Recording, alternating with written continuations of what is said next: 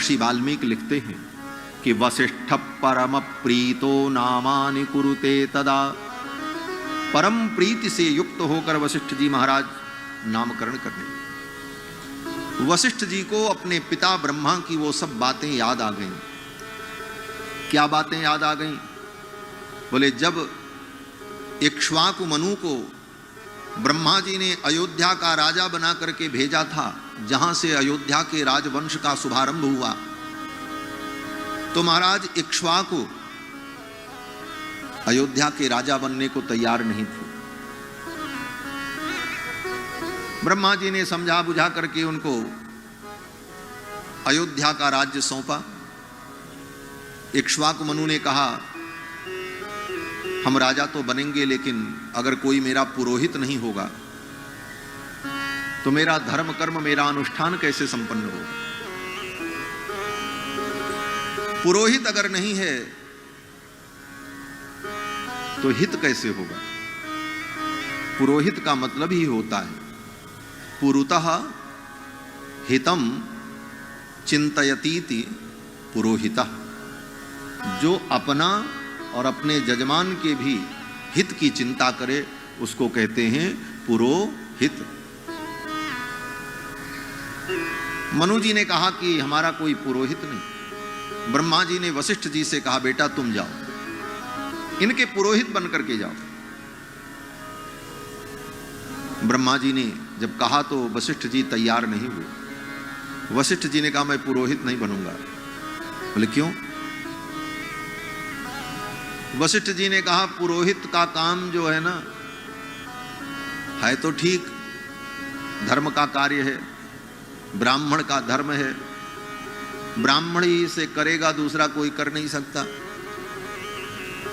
परंतु पुरोहित का कर्म करने वाले ब्राह्मण को कभी कभी बड़ा अपमान सहन करना पड़ता है। कारण, बोले, अभिमानी जजमान मिल जाए जिसे धन का और अपने पद का अभिमान हो, तो वो पुरोहित को, ब्राह्मण को अपना नौकर ही समझता है। ऐसी फटकार लगाता है, पंडित जी कै बज रहे हैं? 8 बजे आपको आना था, इतना लेट करके आए।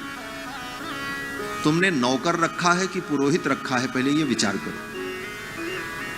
वो ब्राह्मण प्रसन्नता पूर्वक आकर के अपनी अनुकूलता से आपके लिए अगर एक श्लोक भी पढ़ देगा, मंगलम भगवान विष्णु मंगलम गरुणध्वज मंगलम पुंडरीकाक्ष मंगलाय तनोहरि, तो इतने मात्र से आपका मंगल हो जाएगा।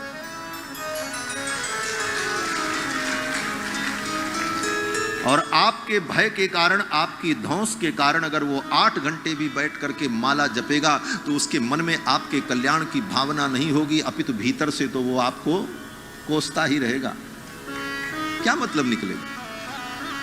बंधुओं, धर्म केवल क्रिया मात्र नहीं है। धर्म के पीछे भावना है, संस्कार है, सिद्धांत है, चिंतन है।